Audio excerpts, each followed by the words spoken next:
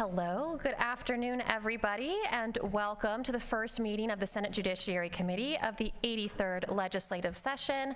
I'm Melanie Scheibel. I am the chair of this committee, and I am joined by a fantastic group of staff and members. Before we get to that information, I'm going to ask our esteemed secretary to please call the roll. Present. Senator Orenshaw, Senator Lang, Senator Nguyen, Senator Hansen, Here.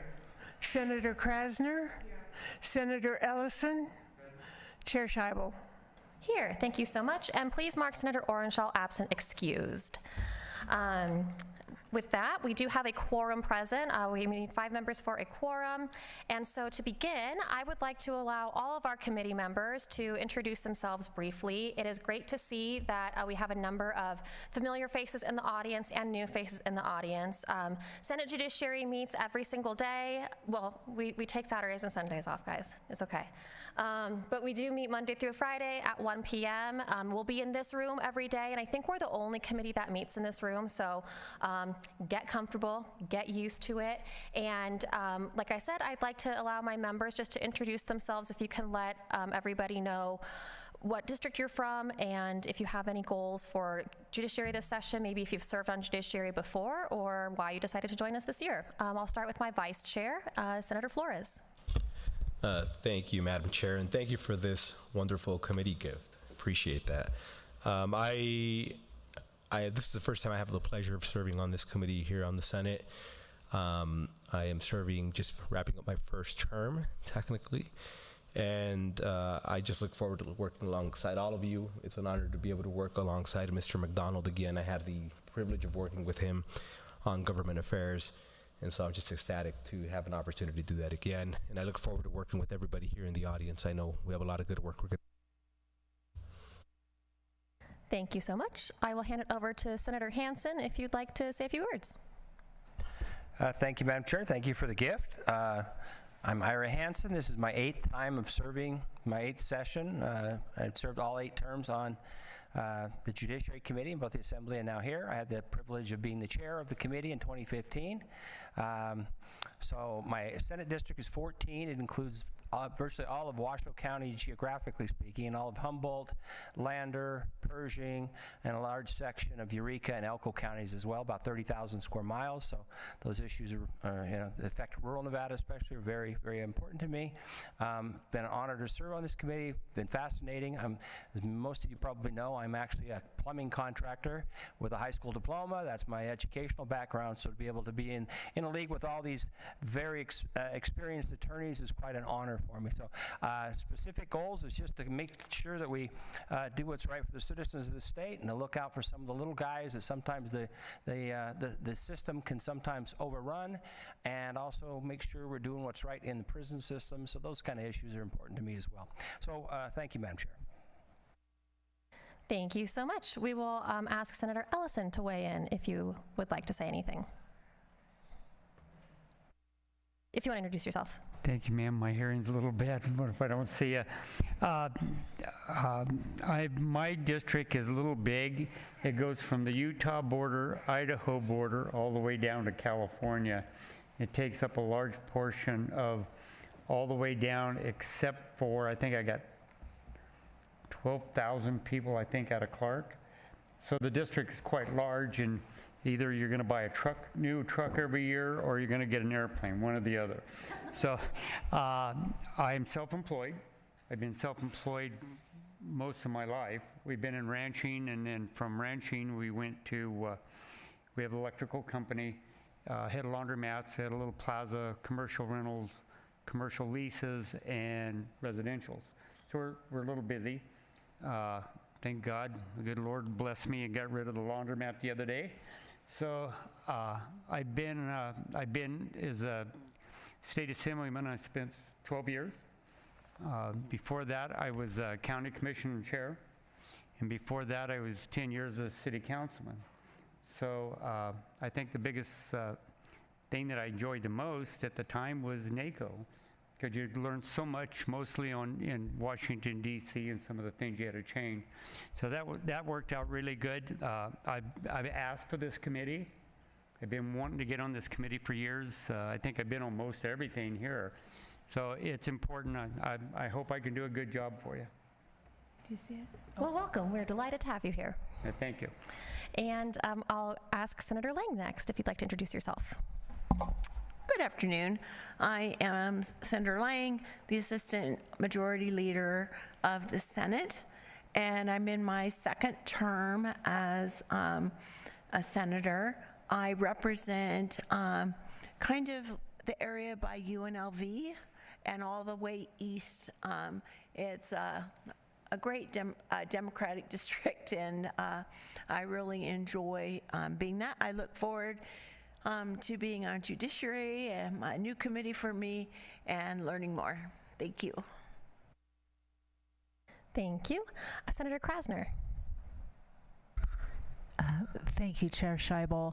I am Senator Lisa Krasner, proudly representing State Senate District 16. Let's see. I was first elected to the Nevada Assembly in 2016 and served as an assemblywoman for District 26 in 2017, 2019, and 2021. And in 2022, I was elected by the people of Senate District 16 to the Nevada State Senate. I served in the 2023 legislative session and now in the 2025 legislative session as their senator. I'm incredibly honored to serve the people of Nevada as their senator. I'm grateful to be on the Judiciary Committee. This is my, I guess, fifth time on Judiciary, 3 times on Assembly Judiciary, twice on Senate Judiciary. I appreciate the hard work that all the people on this committee put in. I look forward to working with the members of this committee and everybody, all of you in the audience. Thank you. Thank you so much. Senator Wynn. Thank you. My name is Rochelle Wynn. I represent Senate District 3, which is in central Las Vegas. This is my 4th term sitting on the Judiciary Committee, my 2nd in the Senate, and I served 2 terms in the Assembly in this committee. I spent the majority of the last 20 years as a criminal defense lawyer, although I refer to myself in the last 2 years as a recovering lawyer. So I haven't practiced in a while, but I'm excited to be here, and I'm excited to see the many number of bills. Based on yesterday's introduction of, I think, about 33, it looks like we'll be kept busy here. So, and thank you for the gift, Chair. You are so welcome. And thank you all for introducing yourselves. If you guys will indulge me for a minute, I'd like to introduce myself to all of you who are here joining us for Judiciary today, as well as the members of the committee. Obviously, some of you are returning, some of you are new to this committee. So my name is Melanie Scheibel. I represent Senate District 9 in Southern Nevada. I am an attorney by trade. Senate District 9 is in Clark County, so I started my career at the Clark County District Attorney's Office as a prosecutor, where I prosecuted all kinds of felony cases for a little over 5 years before I switched to the other side. And now I represent clients in criminal defense cases, including indigent clients in appointed cases. So those would be high-level felonies, Category A's, cases with life tails, and jury trial work. So most of my professional experience is in criminal law, but this is my 4th session on the Senate Judiciary Committee, my 3rd session as chair, and one of the wonderful opportunities that I have as a chair is getting to learn other areas of the law. So the Judiciary Committee, as you'll hear a little bit later when we go over our committee brief, encompasses a very broad range of policy areas, not just criminal law. It also includes, probates, wills, trusts, estates, family law, adoption, foster care, kinship care. It includes marriage licenses. It includes certain regulatory agencies and schemes. It includes, what am I missing? Gaming. Gaming regulations are part of the Judiciary's purview. We'll also be discussing personal injury. We'll be discussing HOAs, everybody's favorite. We also have bills. Sometimes we get controversial bills here in the Senate Judiciary Committee. And one of the reasons I am so honored to serve as the chair is that I have an incredibly professional group of senators who work incredibly hard to make this a very meaningful committee where we have open and honest discussions, where we balance having conversations on the record. All of my committee members, returning members know, and I want my new members to know that they should never be afraid to ask questions, even tough questions, of presenters, and I expect presenters to be prepared to answer those questions in a professional and accurate manner. The way that I run my committee hearings is that a person will come up to present a bill, just like in every committee. They'll sit at one of these 2 seats down in the front. At the conclusion of their presentation, I allow the members to ask questions. I generally try to call on members in the order that they raise their hands or get my attention, but the order is not indicative of my favoritism unless I tell you that it is, but it's not. And I'll allow senators to ask questions, ask follow-up questions, generally as many questions as they need or want to ask of a presenter before moving on to the next senator. After everybody's had a chance to ask questions, if anybody who has already asked questions wants to ask another question or follow-up, what we often hear called in this building a second bite at the apple, I do normally allow that. Sometimes I will cut off our discussion or debate, not because I don't want to foster debate, but because we have a lot of work to do in this committee. And so every once in a while, we do find ourselves up against deadlines, and I want to make sure that every single bill gets the time and attention that it deserves, and that people are able to ask the questions they need to get answered. And I always encourage my members to follow up with presenters, with people who come to testify offline if we're not able to get to everything during the committee hearing. I also encourage my members to meet with people before the committee, so I hope that all of you who are following along will understand and appreciate that sometimes a conversation may be developing as people come in to give their presentations, and so I actually commend senators for doing that legwork ahead of time and maybe having questions ready that indicate that they've already started work on this issue. I also welcome members to come to me if they have questions about bills, about scheduling. We really try to be as transparent as possible, again, balancing that with those time restraints. So we don't want to waste your time with questions or business that can be taken care of outside of the committee's precious hearing time, but we also don't want to exclude the public from these important conversations. And so that's a little bit about my philosophy and my approach to the Senate Judiciary Committee.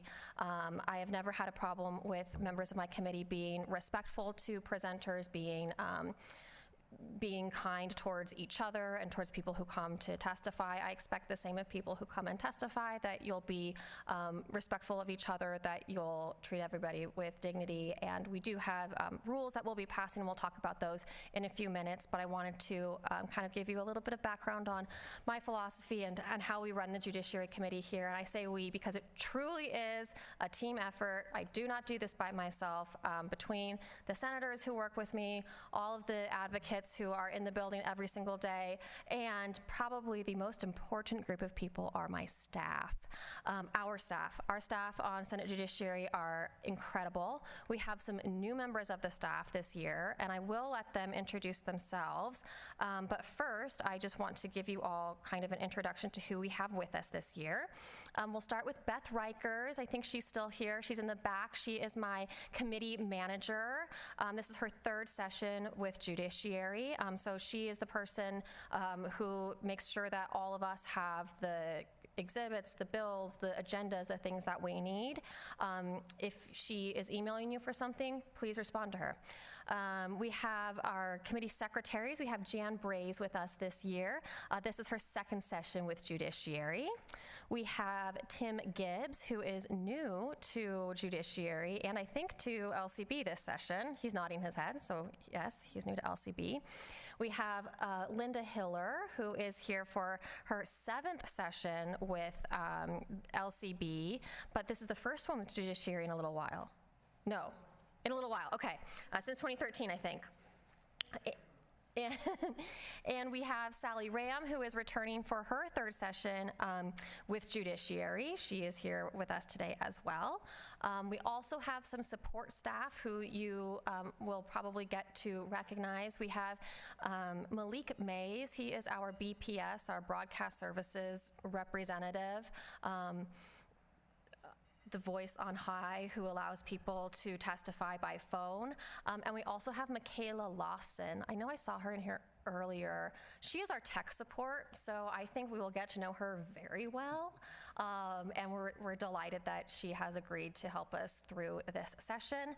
And then, of course, we have the staff that you see up here with me today. You do not see our second legal counsel. Oh, he is? He's down south. Our other legal counsel, Michael Scully, is down south.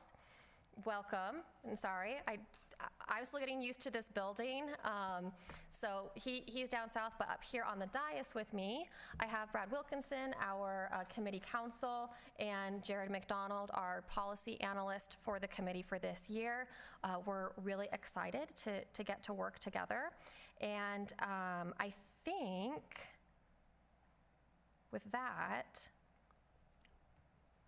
I think I have a few more housekeeping measures that I forgot. Because we also have meeting materials online. Those are all on the committee webpage. You should be able to access them. We will have a limited number of exhibits available in that table in the back when you get here, but really LCB does a fantastic job keeping our websites up and running so that you can access from your laptop, your phone, any presentation that we're discussing, any report that we're reviewing. All of that is available on our committee website, and the website is always listed on the agenda. The agendas are also on the website. We do try to publish those as far in advance as we can. Please be aware that we will often revise agendas as we move bills around, and so be sure that you're checking for current agendas. If you'd like to receive electronic notifications of new materials being posted to our website, there is an option to sign up for notifications, and you can do that so that you'll know every time we post a new agenda, et cetera. And there's also an email address that you can email if you have questions about accessing the agendas or getting onto our emailing list. Just for today, I will go ahead and say it out loud for anybody who might be watching or taking notes. It's sen.state.nv.us. And our office number is 775-684-6523. And at every meeting we will, I believe with every meeting we will also have accessibility online, so you can always watch the meetings online. I think we're working on having a room down in Las Vegas where people can observe and participate. And then of course there'll always be an option to call in and testify by phone, same as there has been for the last couple of sessions. And we will also have public comment at the end of every meeting, including this one. But before we get into that, let's get to the business that we have at hand today. We do have to adopt our committee rules. I think Mr. McDonald sent a copy to all of the members of the committee earlier this week. I'll just review them very briefly. We generally follow Senate Rule 53. A quorum is 5 members, and we need the full committee to pass a bill. These are all kind of standard rules. It looks like maybe some of you did not get copies of the rules. I'm getting worried glances.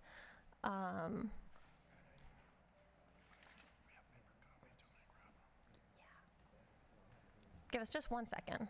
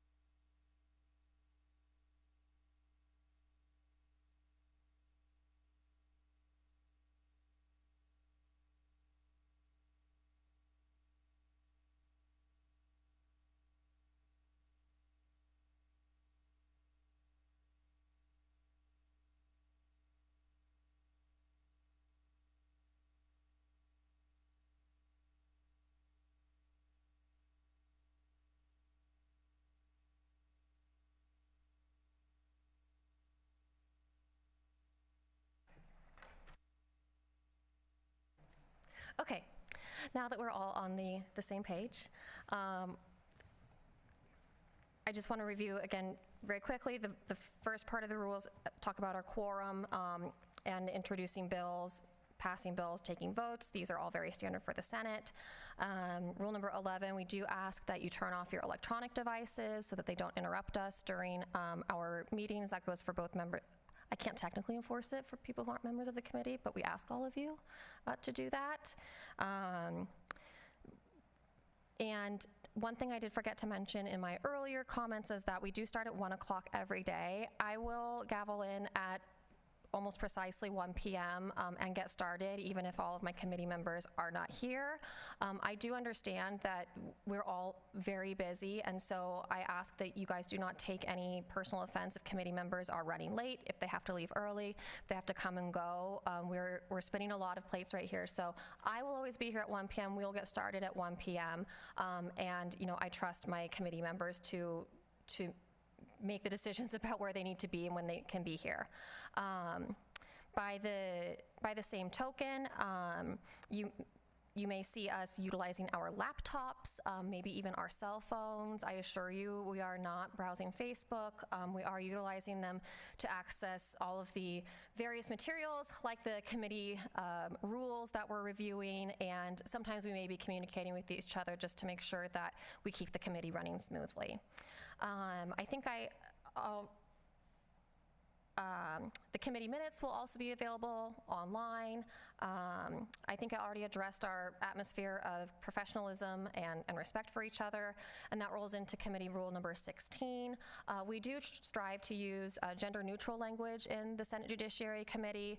It is not a punitive measure. No one's going to get punished for calling me Madam Chair, but please feel free just to call me Chair. For people who I know, I may call you Sir or Ma'am, but for people who I don't know, I try not to make assumptions, and I may just say, well, the person speaking, please turn on their microphone, or something like that.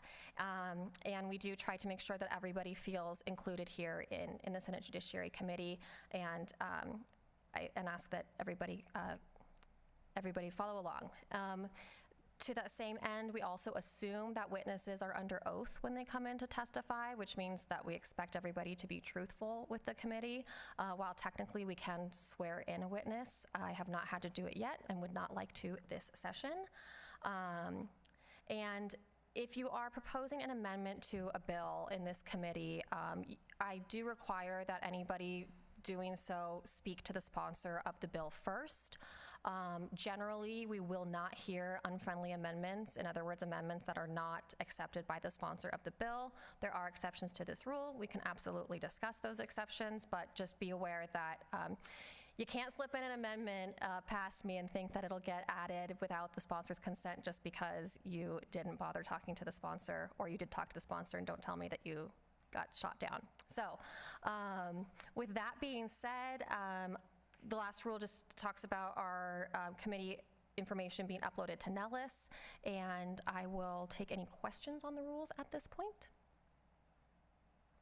Not seeing any questions, I'll accept a motion to adopt the committee rules. We have a motion from Senator Nguyen. We have a second from Senator Lang. Any discussion on the rules? Not seeing any discussion, all in favor say aye. Aye. Any opposed, nay. The motion passes unanimously. We now have committee rules, and that brings us to the best part of the meeting, which is our committee brief, where you all will learn from Mr. McDonald a little bit more about our committee and all of the amazing work that we are going to be getting to in the next couple of weeks. Mr. McDonald. Thank you, Chair. Again, my name is Jared McDonald. I'll be serving as committee policy analyst this session. I've been with the research division of the LCB for 13 years. This is my 7th session. The previous 5 sessions I served on government affairs in either the Senate or Assembly. And my first session way back in 2013, I served on Senate Transportation. That's when we had a Senate Transportation. So this will be my first session on Judiciary. I'm going to provide a brief overview, or excuse me, a short overview of the committee brief, and this is available online, and we also have copies on the back table. So we're going to jump right in and give a description of the Judiciary Committee and some of the duties and some of the activities. And first off, this is the busiest policy committee in the Senate. It's typically referred between 130 and 190 bills per session, and that work's usually spread out over roughly 90 committee meetings. On page 1 and 2, we have a listing of all the members and committee staff, including contact information for our committee staff, so feel free to contact anyone on this list if you have any questions or need anything. On the bottom of page 2, we cover committee jurisdiction. This committee has jurisdiction over a wide range of issues affecting primarily the provisions of the Nevada Administrative Procedure Act, and also as defined in Senate Resolution 1, Rule 40. We've listed out all the titles and chapters that fall under the purview of this committee, and you can see that at the bottom of page 2. And the chair describes some of the topics that come before this committee, probably more succinctly than I can, but we do have a listing of some of those topics at the top of page 3 if you'd like to take a look at that. A little bit more on committee activity. Last session, this committee was referred 135 bills. 101 of those bills were voted out, and 95 of those bills made it to the governor's office. Taking a look at some of the topics we're expecting this session, we take a look at the bill draft request list, which is available on the legislative website, and reviewed some of the topics that have come to this committee in the past. We've listed out some of those on page 3 and the top of page 4. Next, I'll move on to relevant resources and publications that we have on page 4. This is information that will provide the committee members and members of the public some background on some of the topics that come before this committee. And first, I'd like to highlight the Joint Interim Standing Committee on the Judiciary. They met 6 times this interim and developed 14 bill draft requests. And you can find them listed at the top of page 5. These cover judiciary topics generally and juvenile justice topics more specifically. Many of these have already been introduced, and we have the bill numbers listed there. These bills will be split out equally between the 2 houses. Next, we have some listings of publications that are produced by the Research Division that provide more background on some of the issues that come before this committee, including the bulletin from the Interim Standing Committee. These are hyperlinked in the electronic version, but if you are interested in receiving paper copies of any of these, please let me know, and we'd be happy to provide that to you. Next, we summarize the court structure in Nevada on page 6, and then follow that up with information on convictions and punishments. And I would highlight on our list of reports that we produce lists of all felonies, gross misdemeanors, and misdemeanors in statute. And again, that's a report that's available on the website. And we attempt to find them all. If you're reviewing those and find something that maybe we have missed, please feel free to contact us, and we'd be happy to take a look at that. And so to wrap up, I'll give you the regular overview and mission of the Research Division, of course, is to, we are available to provide this committee and its members with assistance on any issue related to matters before the committee. And we also provide individual members of the legislature with information assistance on a confidential basis regarding any topic. And that's all I have. Thank you, Chair.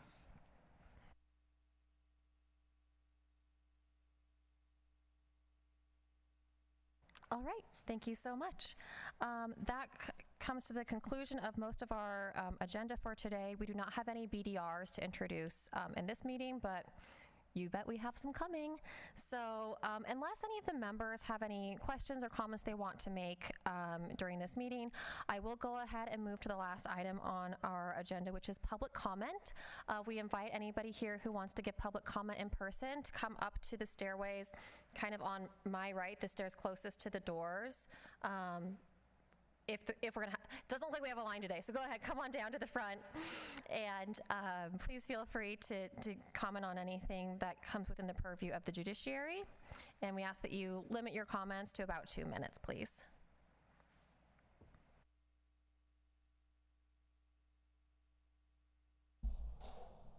Oh, did I turn it off?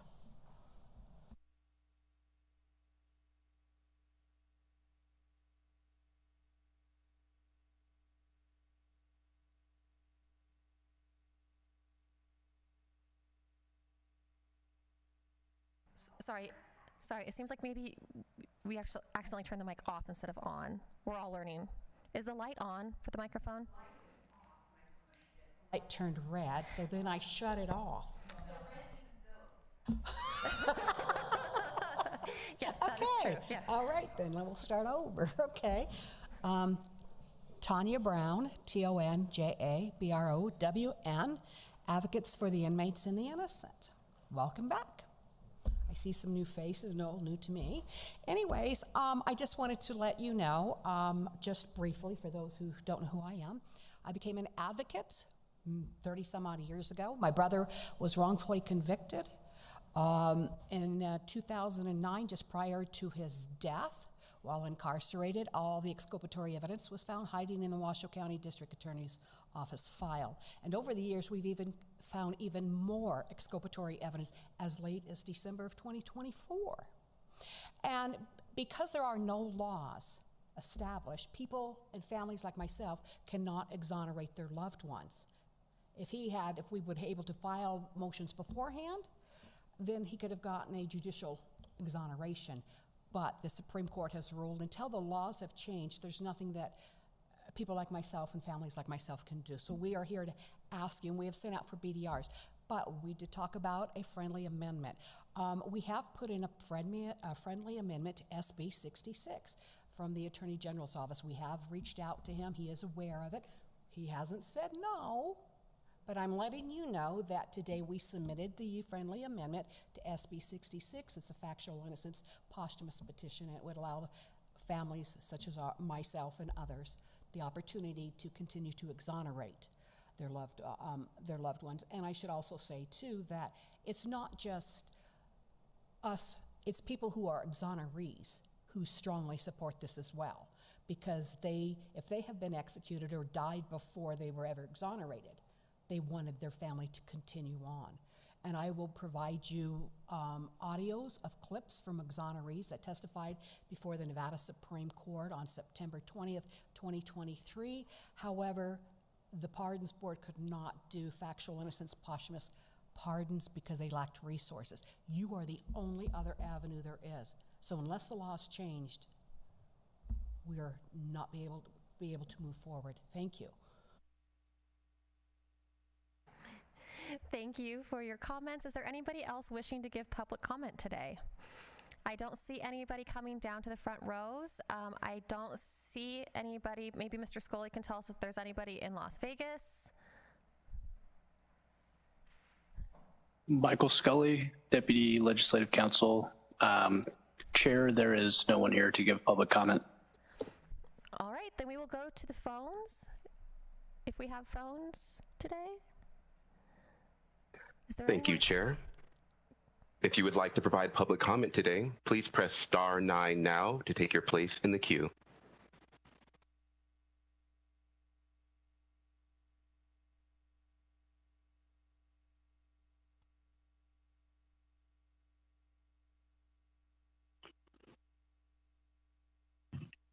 Good afternoon. Can you hear me? We can. Please go ahead. My name is Michael Sternberg. I was born and raised in, Las Vegas, Nevada. Melanie Scheibel is my state senator. I run the YouTube channel @Father in Exile, where I'm documenting my crusade for justice against Nevada Attorney General Aaron Ford and his goons, who falsely arrested me in September of 2021 on a California warrant, if you can imagine that he knew had been obtained by fraud. He seized my children and sent them to California, and he stole my firearm for a year without a warrant. I, of course, brought this to the attention of Melanie last legislative session, as well as to several committees, and they couldn't even give me the courtesy of a callback because you guys are not serious people. I was in the Clark County Detention Center for 2 weeks without bail. Why? A couple of reasons.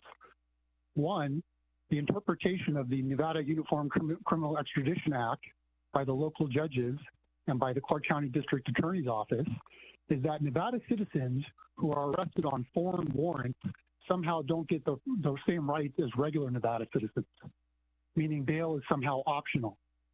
I'm addressing that issue in federal court right now where I'm mopping the floor with the Nevada Attorney General Aaron Ford and Steve Wolfson and Metro and the Clark County School District. You guys should look into that. By the way, Las Vegas Judge Eric Goodman didn't manage to flex his immunity muscles in my case, and my case is proceeding against him in the local federal court as well. I was tortured in that jail. I spent 5 days sleeping on a cement floor, freezing, in a 50-degree holding cell because of so-called COVID-19 protocols. After that, when I got moved up to the main holding, as I said, I was not given bail for 2 weeks until Judge Goodman finally changed his mind. Aaron Ford is fighting his might right now in the federal court, but he's already lost his immunity. So I'm dragging him through the Ninth Circuit right now on a preliminary injunction appeal. Is my mic on? Oh, okay. So you guys should impeach. You guys should. Let me finish. I'm going to be done in 10 seconds. Thank you. You guys need to impeach Aaron Ford, and until you do, you're a disgrace, and nothing that you do matters.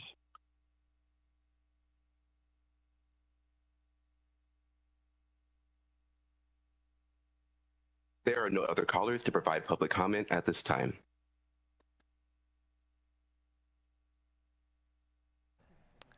All right. I think that concludes public comment for today. And that brings us to the end of our meeting where we will, before we adjourn, I will like to let you know that we will have a meeting again tomorrow at 1 p.m. And until that time, we are adjourned.